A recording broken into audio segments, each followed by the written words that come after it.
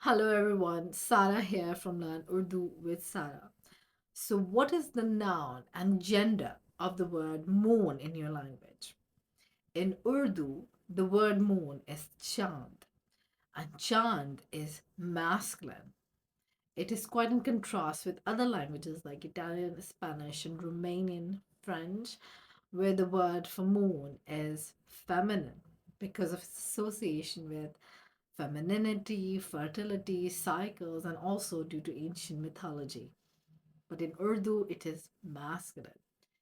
Another word for moon is qamar.